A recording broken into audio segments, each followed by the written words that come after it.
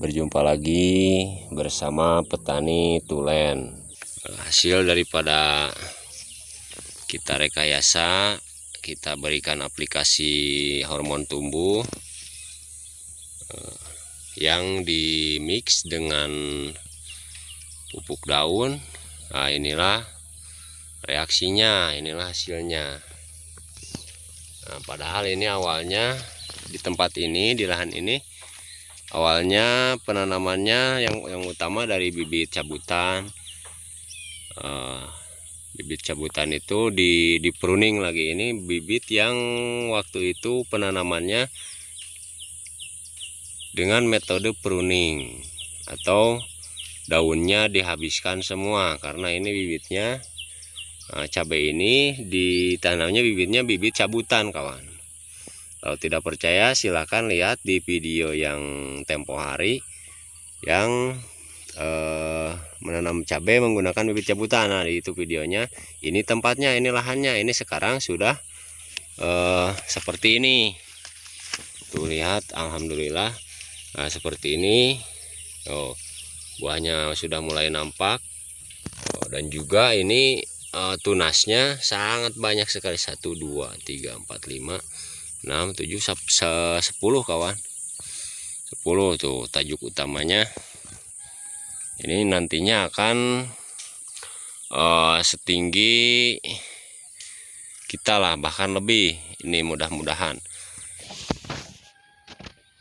Oh, seperti itu cara pengocorannya. Nah, seperti inilah metode ataupun cara menanam cabai yang hemat biaya tapi hasilnya maksimal, kawan.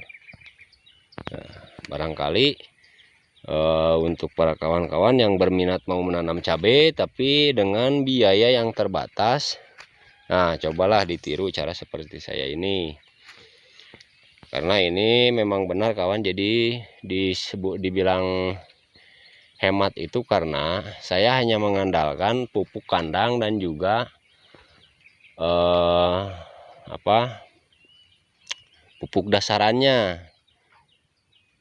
Ini pupuk dasarannya mengandung tinggi unsur fosfat, kawan. Tinggi unsur fosfat. Waktu itu perbandingannya 1:1. Ponska 1 sak perbandingannya. Terus SP36 1 sak waktu itu, dan juga ada penambahan KCL. Nah, 10 kilo lah kalau nggak salah, KCL 10 kilo. KCL 10 kilo, Ponska 1 sak, SP36 1 sak. Berarti 3 komposisi pupuk dasar. Ini hasilnya seperti ini. Baru 2 kali diberi aplikasi penyepraian. Ini baru 2 kali, kawan. Penyepraian itu dilihat dari situasinya atau bisa dikatakan situasional, kawan. Bila mana ada serangan hama, ya disitulah dilakukan penyepraian. Jadi intinya kita ngirit, ini ngirit keciprit, hemat, benar-benar menghemat, karena seperti yang kita ketahui bahwa harga cabai itu sifatnya fluktuatif. Jadi komoditas, salah satu komoditas yang memiliki pergerakan harga yang responsif sekali. Bila mana pasokan kurang, nah, otomatis jadi hukum pasar berlaku sekali di komoditas cabai ini. Nah, supply and demand, nah seperti itulah. Maka dari itu berarti kita perlu strategi untuk menjalankan usaha pertanian cabai ini, kawan. Ya, strategi dari mulai pola penanaman kita harus menghemat, dan juga ya diantaranya pola penanaman, karena untuk apa cabai kita berhasil membuat tanaman cabai kita subur misalkan, tapi dengan biaya yang tinggi. Menurut saya itu memang tidak percuma, tapi sayang gitu. Dikhawatirkan nantinya manakala harga cabai misalkan jatuh, petani jadi amblas gitu modalnya, jadi rugi sekali akibatnya. Nah, makanya saya bagi-bagikan inilah trik bagaimana atau strategi bagaimana caranya menanam cabai dengan biaya irit, dengan biaya hemat modal. Nah, seperti itu contohnya. Nah, itu yang periode kedua tanam, itu yang di tegalannya, karena ini tidak seragam penanamannya karena airnya tidak ada kawan. Ini lahan ini miskin dengan air. Saya jelaskan pola tumpang sari anti rugi. Nah, seperti itu kita lihat tuh, lihat pisangnya sudah mulai berbuah lagi. Ini sudah keempat kawan, berarti sudah 3 tahun. 3 tahun saya menggunakan pola ini. Nah, buktinya alhamdulillah pisangnya berbuah ya hampir semua, berbuah semua, dan juga lumayan buahnya walaupun tidak terlalu besar karena ini varietas pisangnya lokal. Nah, seperti ini. Jadi pembiayaan cabai ini kita ambil dari hasil penjualan pisang itu ya, pasti dipahami lah. Nah, seperti itu kita lakukan lagi hari ini pengocoran yang kedua, yang ketiga, pengocoran yang ketiga. Nah, ini tahap keduanya.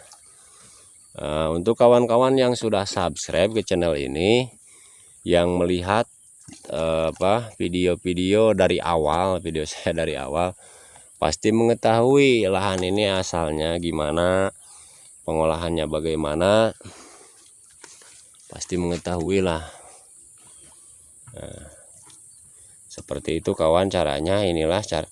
Namun untuk kawan yang mau meniru, sebenarnya kalau untuk skala misalkan di pinggiran rumah atau di halaman rumah, lebih baik formulasi pupuknya menggunakan pupuk kandang, pupuk organik, atau bisa pupuk organik hasil dari sampah rumah lah, seperti kulit pisang, kulit-kulit lah seperti itu, sampah rumah tangga jelasnya, sampah rumah bisa difermentasi dijadikan pupuk. Ya, aplikasinya seperti itu, jangan salah aplikasi pupuk kompos ataupun pupuk organik.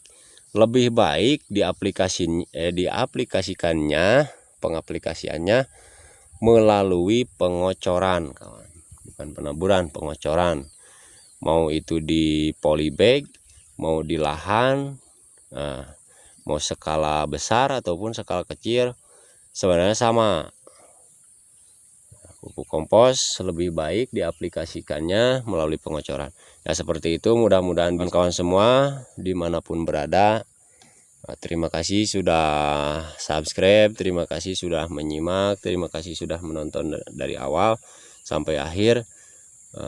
Mudah-mudahan bisa menjadikan pengetahuan yang sedikit ini bisa menjadi ilmu yang bermanfaat. Sampai jumpa lagi di video berikutnya.